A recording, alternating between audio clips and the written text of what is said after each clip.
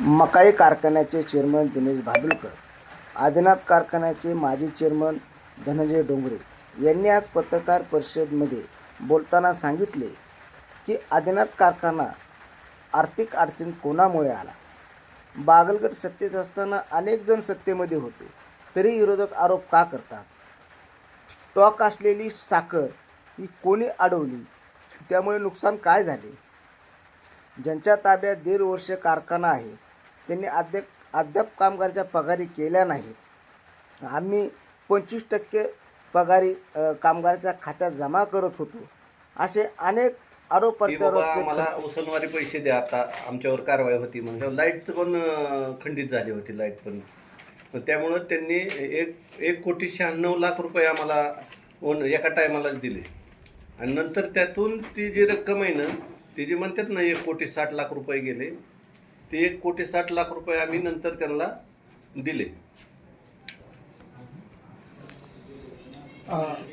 आता खरं तर ह्या सर्वच चर्चेदरम्यान किंवा ह्या सर्वच आदिनाथ आणि मकाईच्या ह्या सर्वच प्रक्रियेदरम्यान आरोप प्रत्यारोप होत असताना सुद्धा मकाई कारखान्याला म्हणजे 140 कोटींचं कर्ज मिळालेलं आहे. त्या अनुषंगाने कुठंतरी कामगारांसाठी NCDCने आम्हाला एक 25% देण्याची तरतूद केली होती.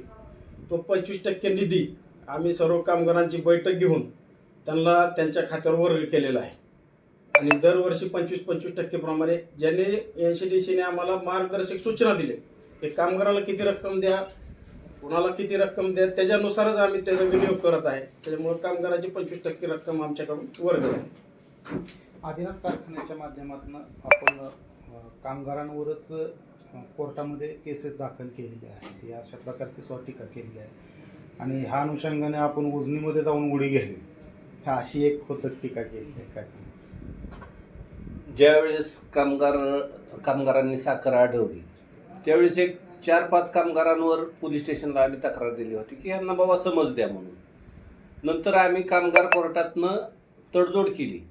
त्या तडजोडीत MSC बँक, आदिनाथ कारखाना आणि कामगार मिळून जे MSPची जी रक्कम ठरली त्याच्यातनं 150 रुपये कामगारांना प्रति क्विंटल द्यायचं ठरलं.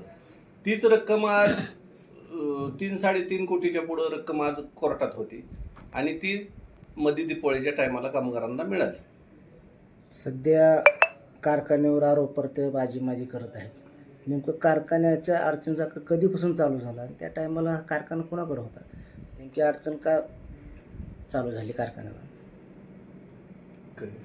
कारखाना आदिनाथचा काळ जो होता ना, आर्थिक अडचण ज्या आहे कधीपासून चालू झाली, कधीपासून झाली ते त्यावेळेसचा तो कारखाना कुणाच्या ताब्यात होता? नाही, ज्यावेळेस आमच्या ताब्यात कारखाना होता बागलगटाच्या, त्यावेळेस आम्ही OTS मध्ये MSC बँकेचे पैसे भरून कारखाना चालू केला आणि 1 रुपया सुद्धा कर्ज न घेता आम्ही कारखाना चालू केला. लोकांच्या ऑफ सीझनच्या पगारी कंटिन्यू केल्या, सीझनमधल्या कंटिन्यू केल्या, पगारी दिल्या, लोकांच्या शेतकऱ्यांची बिलं दिली. आणि सगळ्यात महत्त्वाचं 2300 रुपये बाकीचं कारखाना पेमेंट देत असताना, भाव देत असताना आम्ही 2350 रुपये काटा पेमेंट दिला. आणि आजपर्यंत कुणाचीही वरड आमच्यापर्यंत राहिलेली नाही. त्याच्यामुळं चालू कंडिशनमधनं मी परवा सांगितलं तुम्हाला की चालू स्थितीतनं आम्ही कारखाना सोडला आहे. आमच्यानंतर प्रशासक आलं, मग त्यावेळेस त्यांनी पुढं आता चालू करायला पाहिजे होता. आज जे प्रवक्ते आमच्यावर आरोप करतात ते 1.5 वर्ष झालं आता कारखाना घेऊन काय केलं, 1 रुपयाचा पगार दिला नाही त्या कामगारांना. कामगारांचा त्यांना लय पोळ काय, तर त्यांनी आतापर्यंत अत्यावश्यक सेवेतल्या तरी कामगारांना काहीतरी द्यायला पाहिजे होतं ना. 1 रुपया सुद्धा दिला नाही. ती उलट आम्हालाच विचारतात की कामगारांसाठी काय केलं. 3.25 लाख पोती शिल्लक होती, 112 कोटीची साखर होती जवळजवळ शिल्लक आमची. ती त्या काय 4-2 कामगारांमुळं अडवणूक केल्यामुळं ती साखर कमी भावात परत गेली. काय ह्याला जबाबदार बी ती 4-5 कामगार होते ना काहीतरी. आम्ही काय सगळ्या कामगारांवर केसेस केल्या नाहीत. उलट त्या संघटनेचं म्हणणं आम्हाला होतं, कामगार आमच्या बाजूने होते सगळे.